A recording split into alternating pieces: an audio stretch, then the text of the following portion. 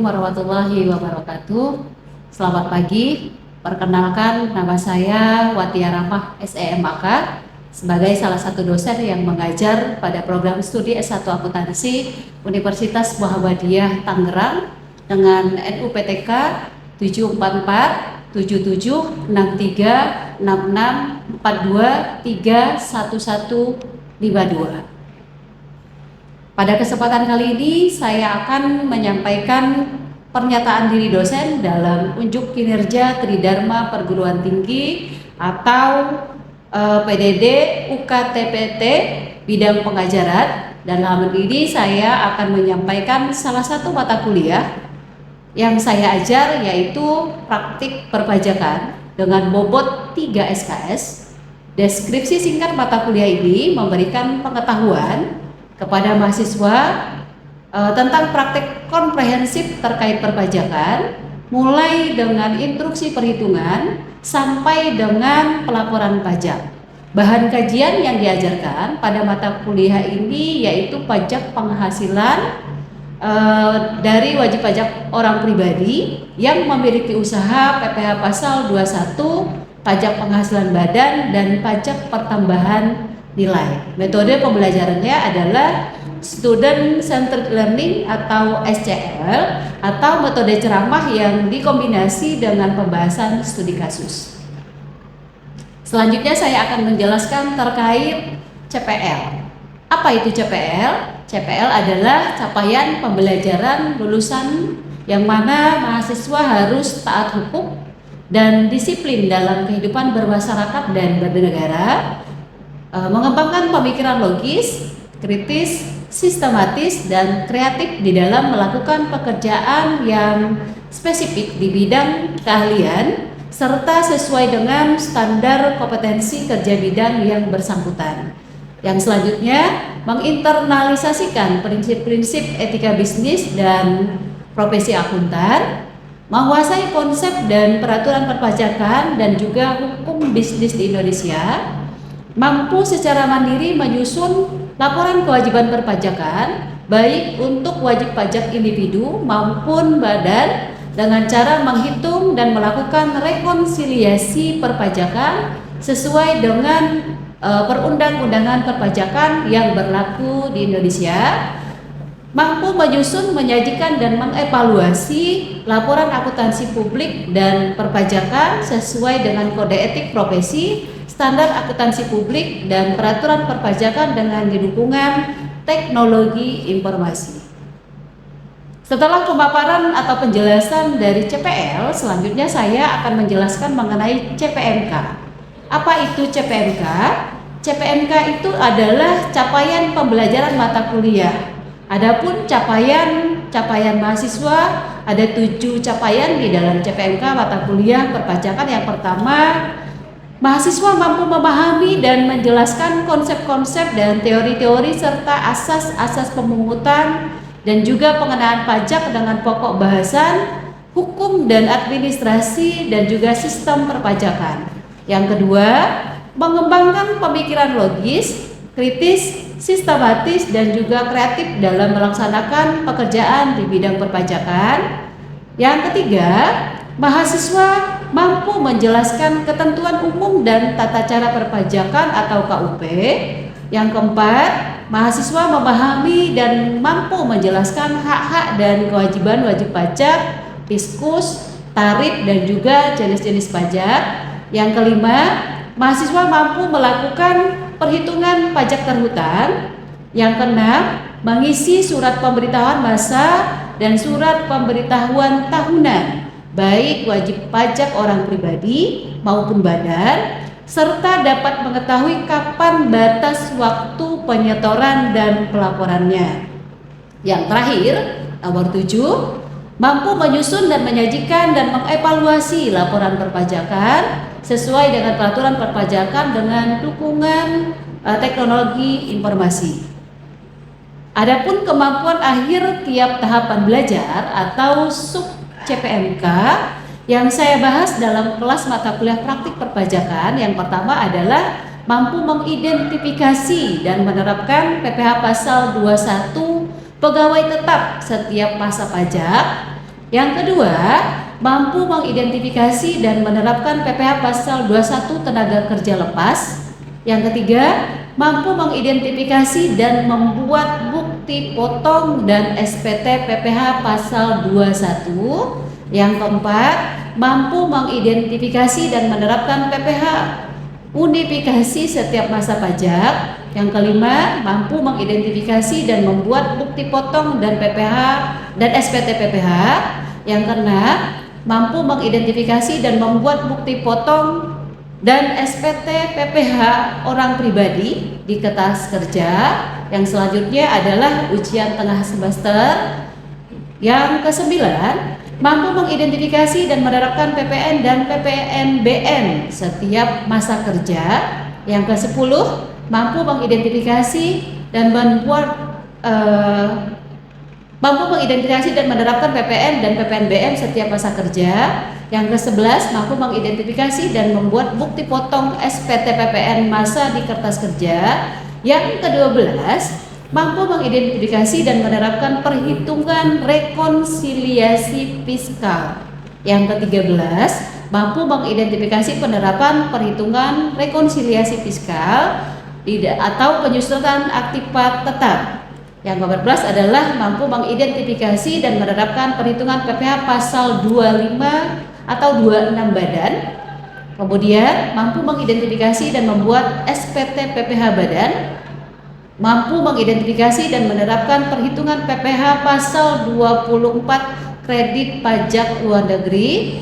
Yang terakhir adalah ujian akhir semester.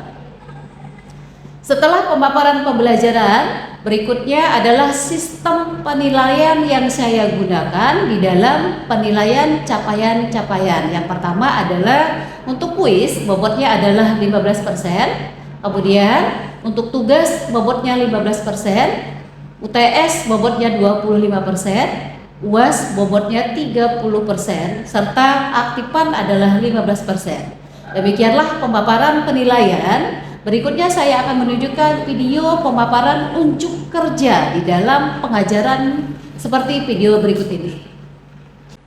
Assalamualaikum warahmatullahi wabarakatuh. Waalaikumsalam warahmatullahi wabarakatuh. Baik, untuk hari ini kita masuk ke PPh 24. Tapi sebelum mulai di pembelajaran, marilah kita berdoa terlebih dahulu sesuai dengan kepercayaan dan kita masing-masing berdoa dimulai.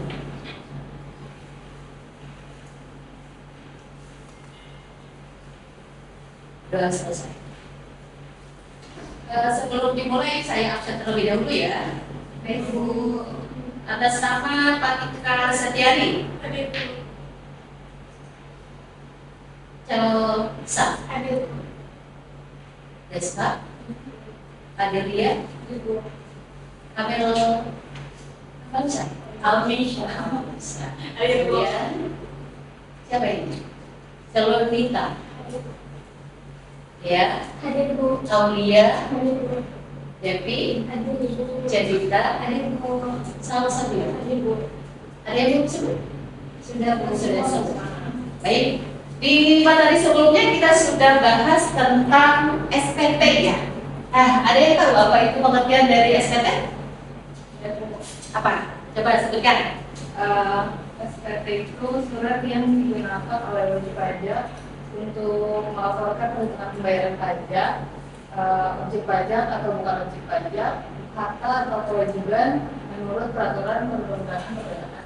Oke, betul ya. Untuk yang pengertian dari SPT-nya sendiri bahwasannya itu digunakan sebagai bukti di dalam laporan pajaknya. Kemudian kalau tadi sudah bicara tentang definisi, selanjutnya kita masuk yang sebelumnya adalah fungsinya. Fungsi SPT sendiri buat apa? Sarana untuk melaporkan pajak, mempertanggungjawabkan jumlah pajak yang sebenarnya. Artinya di dalam pelaporan SPT sendiri digunakan sebagai sarana di dalam laporan. Kemudian laporan yang berkaitan dengan SPT itu sebetulnya bicaranya tentang kebenaran dan pertanggungjawaban yang sebenar-benarnya, itu ya. Nah, kalau misalkan di dalam SPT itu ada terjadi satu keterlambatan di dalam pembayaran. Kira-kira sanksi apa yang diberikan kepada wajib pajak? Untuk sanksinya yaitu denda bagi lapor SPT untuk wajib pajak orang pribadi sebesar 100.000, untuk wajib pajak badan sebesar 1 juta, dan masa pajak tambahan nilai sebesar 500.000 dan 1.000 untuk SPT masa lainnya. Betul sekali. Nah, yang terakhir, karena memang ada beberapa apa tadi sudah bahas. Yang terakhir apa tadi pembahasannya kita masuk di batas waktu. Karena di dalam pelaporan SPT itu ada yang namanya batas waktu pelaporan. Kira-kira apa? Batas waktunya kapan dan untuk SPT badan, kemudian ya ada untuk SPT individu atau pribadi apa saja? Coba sebutkan. SPT PPh tahunan orang pribadi 3 bulan setelah akhir tahun pajak. Betul. Untuk SPT PPh orang badan 4 bulan setelah akhir tahun pajak, dan untuk PPh 25, 15, 21, 23, 20 hari setelah masa pajak berakhir.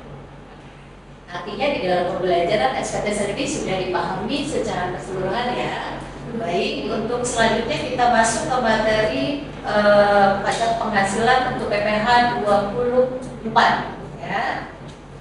Apa saja yang dibahas di dalam PPh pasal 24-nya sendiri? Nah, ini dia untuk perusahaan masalahnya adalah tadi tentang pembahasannya di pengertian dan bunyi undang-undang yang mengatur di dalam PPh pasal 24, kemudian masuk di dalam objek dan subjek dari pajak penghasilan, sumber penghasilan yang termasuk di dalamnya adalah PPh 24-nya, syarat dan bagaimana pengkreditan di dalam PPh pasal 24, perhitungan, kemudian batas maksimum, karena di sini juga kita bahas tentang batas maksimum dari kredit pajak luar negerinya, serta bagaimana melakukan jika perubahan besarnya penghasilan terkait di luar negeri. Karena untuk PPh pasal 12 ini bahasnya adalah penghasilan luar negeri. Ya. Nah, ini tujuannya adalah untuk mengetahui bagaimana pengertian dan bunyi dari Undang-Undang pasal 24-nya, mengetahui apa saja yang termasuk di dalam objek dan subjek pajak PPh pasal 24, mengetahui sumber penghasilan yang termasuk di dalamnya untuk PPh pasal 24, mengetahui apa saja syarat yang ada di dalam dan tata cara melaksanakan pengkreditan, karena memang di dalam PPh 24 itu adalah kredit pajaknya, mengetahui perubahan besarnya penghasilan luar negeri, kemudian untuk mengetahui batas maksimum kredit pajak luar negeri, dan juga untuk mengetahui bagaimana cara menghitung, karena kita di sini adalah banyak sekali studi kasus tentang perhitungan. Ya. Kita bahas ya untuk pengertian dari pajak penghasilan sendiri. Di sini di PPh 24 pembahasannya lebih kepada pajak yang dibayarkan oleh di sini utang luar negeri atas penghasilan dari luar negeri yang diterima, ya, yang diterima dan diperoleh wajib pajak dalam negeri. Masuknya di PPh 24 ini boleh dikreditkan kemudian terhadap total penghasilan yang ada di dalam negeri. Begini maksudnya, ketika ada satu perusahaan melakukan suatu penghasilan, berarti dihitungnya di dalam PPh 21 untuk pelaporan baik itu pribadi atau badan. Akan tetapi untuk PPh 24 itu juga dilaporkan berdasarkan penghasilan di luar negerinya. Bisa nanti di dalam pengkreditannya, bisa juga tidak, karena tergantung dari jumlah batas maksimum di dalam laporan luar negerinya. Karena penghasilan luar negeri itu ada batas maksimum dari pembahasan di awal. Ya. Selanjutnya kita masuk di tahun ketentuan kredit pajak. Ya. Kalau di sini di dalam undang-undang yang mengatur terkait tentang Undang-Undang 36 pasal 24 ya. Surat keputusan Peraturan Menteri Keuangan di tahun 2002 itu untuk aturan yang berdasarkan untuk PPh pasal 24, kemudian jumlah pajak atas penghasilan pajak dalam negeri dihitung berdasarkan tarif negara bersangkutan. Artinya di dalam perpajakan PPh pasal 24 tarif yang digunakan di luar negeri sana berbeda-beda, tergantung kebijakan dari negara itu sendiri, ya. Tidak sama tingkat tarif persentase dari pelaporan pajaknya. Misal contohnya di Singapura gitu ya, tingkat persentasenya bisa jadi di 20% atau di 30%. Di sini bahwasannya untuk pelaporan pajaknya mengikuti dari negara di mana perusahaan itu berdiri. Ya, begitu untuk pelaporan pajak luar negeri. Selanjutnya adalah di jumlah pajak atas penghasilan wajib pajak luar negeri. Ini juga bersama di pasal 24 Undang-Undang Nomor 17 Tahun 2000 mengatur besarnya pajak penghasilan biaya terhutang di luar negeri dapat dikreditkan dari total pajak penghasilan terhutang di Indonesia. Jadi nanti di dalam pelaporannya bahwasannya pajak yang ada di Indonesia dan di luar negeri sini tetap berbeda, tingkat presentasinya nanti di pelaporannya tinggal dipilih ya bagaimana mana yang paling kecil jumlahnya itu yang dibayar. Tapi itu perhitungannya kita masuk di dalam contoh soal ya. Kemudian kita lihat sumber penghasilan yang termasuk dalam PPh pasal 24-nya. Penghasilan dari saham sekuritas, karena bisa saja untuk wajib pajak pribadi takutnya ada beberapa teman-teman semuanya yang ikut main saham. Ya, kan nggak tahu kita ya, karena sebelumnya kalian sudah belajar tentang investasi di dalam bursa efek ya, bursa efek. Nah, di sini juga masuk di dalamnya adalah pajak pribadinya yang dihitung. Ya. Maka di sini penghasilan dari saham sekuritas. Kemudian penghasilan berupa bunga royalti, sewa yang berhubungan dengan penggunaan harta yang bergerak. Masih ingat apa itu harta bergerak? Ada yang tahu kira-kira harta bergerak dan tidak bergerak? Harta bergerak itu apa? Kemudian yang tidak bergerak itu apa? Oke ya, karena kita tidak membahas itu, maka kita lanjutkan. Nanti kita lanjutkan di materi selanjutnya. Ya, tadi sudah penghasilan berupa sewa berhubungan dengan penggunaan harta bergerak, kemudian berupa imbalan, kemudian keuntungan dari penghasilan harta bagian suatu bentuk usaha tetap. Ada juga keuntungan karena penghasilan harta tetap, penghasilan dari seluruh hak penambangan dan juga penghasilan bentuk usaha tetap. Inilah sumber penghasilan yang termasuk di dalam PPh pasal 24 ya, jadi yang dikenakan pajak seperti ini. Selanjutnya kita lihat, nah ini dia syarat dalam pengkreditan, karena kita akan mengkreditkan dari PPh pasal 24-nya. Maka di sini untuk melaksanakan pengkreditan pajak luar negeri itu wajib pajak harus menyampaikan permohonan kepada Direktur Jenderal Pajak. Dokumen yang dilampirkan adalah laporan keuangan dari penghasilan yang berasal dari luar. Kemudian fotokopi surat pemberitahuan pajak yang disampaikan di luar negeri juga. Dokumen pembayaran pajak di luar negeri itu yang harus dilampirkan untuk syarat-syarat pengkreditan dari PPh pasal 24. Nah, ini tata caranya. Tata cara pengkreditan PPh pasal 24-nya adalah pajak penghasilan yang terhutang di luar negeri dapat dikreditkan dengan PPh yang terhutang di Indonesia. Kemudian yang kedua, pengkreditan PPh yang dibayar di luar negeri dilakukan dalam tahun pajak yang digabungkan. Ya, di dalam pelaporannya tadi ya, Ibu bilang bahwasanya di awal di dalam pelaporannya itu tinggal dipilih mana yang paling kecil untuk pelaporan pajak, itu yang diambil di dalam pelaporan. Ya. Yang ketiga, jumlah PPh pasal 24 dapat dikreditkan maksimum sebesar jumlah terlebih rendah di antara PPh yang dibayar atau terhutang di luar negeri. Yang keempat, jika penghasilan dari luar negeri sendiri beberapa negara, artinya ada misalkan investasinya dari beberapa negara, ada yang di Indonesia, di Malaysia, Singapura misalkan ya, ada di Thailand. Nah itu nanti digabung di dalam laporannya. untuk tingkat presentasinya dihitung berdasarkan jumlah kali ini. Ya, di penggabungan penghasilan. Tadi bahwasannya di dalam laporannya kalau bicaranya ada di luar negeri dan dalam negeri, penggabungannya seperti ini. Yang pertama adalah penggabungan penghasilan dari usaha dilakukan dalam tahun pajak perolehan penghasilan, maka di dalam metode pelaporannya adalah accrual basis. Ya. Yang kedua, untuk penghasilan lainnya dilakukan di dalam tahun pajak diterima penghasilan tersebut, maka untuk metodenya adalah cash basis. Ya. Yang ketiga, penggabungan penghasilan berupa dividen diperoleh wajib pajak dalam negeri, penyertaan modalnya sekurang-kurangnya adalah 50%. Cukup besar tingkat presentasi. Ya.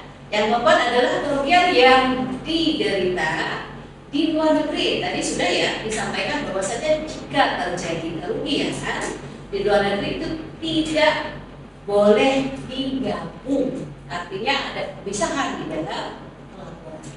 Ya. Ini penggabungan penghasilan. Selanjutnya adalah objek penggabungan penghasilan. Penghasilan dari usaha itu digabungkan. Kemudian penghasilan lain-lain juga sama. Kemudian penghasilan berupa dividen sebagaimana dimasukkan di dalam pasal 18 ayat 2 PPh ditetapkan sesuai dengan KMK. Ya. Penggabungan dilakukan dalam tahun pajak diperolehnya penghasilan tersebut. Ini objek di dalam penggabungan. Jadi yang boleh digabungkan di dalam objek penghasilan PPh pasal 24 di penghasilan usaha, penghasilan lain-lain. Kemudian dividen yang diatur di dalam PH pasal 18 ayat 1 dan juga penggabungan dilakukan dalam tahun pajak perolehnya penghasilan. Ini poin 1, 2, 3, 4 yang harus boleh digabungkan di dalam objek penggabungan penghasilan. Selanjutnya kita masuk ke contoh soal ya. Nah, ini contoh soalnya adalah di PT Dahlia. Ya, adalah Dahlia Jakarta di tahun pajak tahun 2015. Ingat ya, bahwasannya contoh soal yang saya cantumkan di sini masih menggunakan tingkat tarif yang lama, bukan yang terbaru, karena sebetulnya di PPh pasal 24 itu adalah tarifnya di 22%. Tapi di sini saya masih menggunakan tarif yang lama di 25%. Nanti Bu, kenapa gitu ya? Takutnya yang terbaru seperti itu gambaran. Oke, kita masuk di sini dulu. Hasil usaha di negara Thailand tahun 2015 adalah sebesar 900. Kemudian di negara Singapura adalah 1 miliar. Kemudian di negara Hong Kong ini adalah 2 miliar. Maka penghasilan luar negeri yang digabungkan dengan penghasilan dalam PT Dahlia di tahun 2015 adalah penghasilan pada angka 1, 2, 3. Jadi tiga-tiganya, misalkan di perusahaan Thailand, Singapura, dan Hong Kong dijumlahkan secara keseluruhan. Ya, di dalam perhitungannya itu yang harus kalian perhatikan. Jadi penggabungan usaha baik itu di beberapa negara tetap dihitung secara keseluruhan. Ya. Nah, ini tarifnya 25 kali 45 adalah 1,125 hasilnya. Kemudian tadi di PPh maksimum yang diprediksi. Kita lihat penghasilan luar negeri dibagi dengan total penghasilan dikalikan dengan total PPh terhutang. Masuk ke dalam rumus yang digunakan. Tadi ya, untuk penghasilan luar negerinya berapa tadi? 1 miliar dibagi dengan total penghasilan secara keseluruhannya di 4,5 dikalikan dengan tarif penghasilan berhutangnya, maka yang dibayarkan adalah di 250 juta. Itu ya, itu baru di terakhirnya kemarin dihitung untuk PPh terhutang dipotong di luar negeri. Menggunakan tarif yang digunakan di sini, asumsi pajak luar negerinya adalah 20% dari 1 jutanya, maka ketemu di angka 200. Ya, ini perhitungan untuk ilustrasi yang kedua. Selanjutnya, nah, ini yang kedua. Yang ketiga berarti ya, kita masuk di kredit pajak luar negeri wajib pajak badan. Ya, ini PT Alam Sari, dividend memperoleh penghasilan datanya dalam negerinya adalah 2 miliar, kemudian luar negeri yang tarifnya 15%. Tadi Ibu sampaikan bahwasannya untuk tarif sendiri itu tergantung dari negara masing-masing ya. Jadi kalau di dalam perhitungan masih sama dengan yang tadi, tetapi hanya tarifnya yang berbeda ya. Oke, ini wajib pajak badannya. Kemudian kita lihat untuk penghasilan wajib pajak orang pribadi ya. Langsung ke contoh soalnya. Ini Tuan Iskandar. Di sini kita lihat Tuan Iskandar adalah seorang pelajar yang tinggal bersama seorang anak berusia setara SD, memperoleh penghasilan netto setahunnya di tahun 2013. Berarti berdasarkan soal yang ada, maka di sini aturan untuk PTKP-nya menggunakan tahun 2013 ya. Karena ini statusnya tadi pelajar, tetapi dia tinggal bersama satu orang anak ya. Untuk penghasilan luar negerinya adalah 1,5. Jika diketahui bahwa tarif pajak luar negeri adalah sebesar 20%, maka di sini Tuan Iskandar untuk wajib pajak orang pribadi berapa batas maksimum dari kredit pajak yang dinilai yang harus dikreditkan? Kita lihat ya jawabannya di yang tadi ini menggunakan PTKP tahun 2013 karena disesuaikan dengan soal yang ada. Ingat ya, untuk PTKP sendiri, kita lihat di sini PTKP-nya, karena dia tadi tinggal bersama satu orang anak, tingkat 1, maka di sini tarifnya adalah 26325 karena memang ini menggunakan PTKP 2016. Ya, penghasilannya total penghasilan 4,5, batas maksimum kredit pajaknya tadi di 1,5. Kemudian PTKP-nya ini berdasarkan tarif pasal tarif PTKP 2013, kemudian di hasil 4,5 dikurangi 26325, maka PKP-nya adalah 4,4. Kemudian beban PPh untuk objek pajaknya dikurangi 5%. Kemudian ini 50, kenapa ini 50? Ada yang tahu? Hasilnya dihitung dulu dari penghasilan 4,4. Kenapa dia jadi tarifnya 5, 10, 25. Ini dijabarkan satu per satu untuk tarif dasar ya.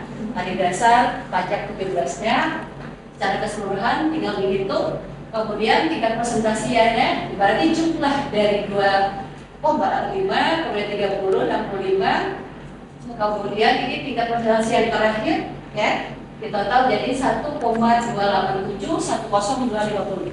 Itu hasilnya. Baru masuk ke rumus yang paling atas di situ. Untuk batas maksimum kreditnya didapat dari angka 1,5. Kemudian batas maksimum ya tadi dalam soal hasilnya adalah PKP 4,473 6750 dikalikan dengan tarif keseluruhan yang di sini 1287. Kemudian di sini menggunakan tarif persentase yang ditentukan 20%. Hasil dari pajaknya adalah di 300. Itu yang terakhir soalnya. Sampai sini ada yang ditanyakan? Saya mau nanya Bu. Ya. Tadi kan membahas PPh 24. Ya. Saya ingin tanya perbedaan antara PPh 24 dan PPh 26. Oke. Untuk PPh 24 itu pembahasannya adalah penghasilan dari luar negeri digabungkan dengan penghasilan dalam negeri. Cuma perbedaan di PPh pasal 26 itu adalah lebih kepada penghasilan dalam negeri saja yang dilaporkan. Misal contohnya adalah ada seorang warga negara asing yang bekerja di dalam negeri, tetapi yang dihitung itu adalah menggunakan tarif luar negerinya. Misalnya tingkat presentasinya 20%, maka di sini yang digunakan tarifnya adalah 20%. Ya, ada lagi yang boleh tanyakan? Dari PPh 24 sudah cukup? Cukup ya. Baik, berhubung sudah selesai dan sudah paham dari penyampaian PPh pasal 24, maka pertemuan hari ini saya cukupkan sampai di sini. Terima kasih semuanya. Assalamualaikum warahmatullahi wabarakatuh. Waalaikumsalam.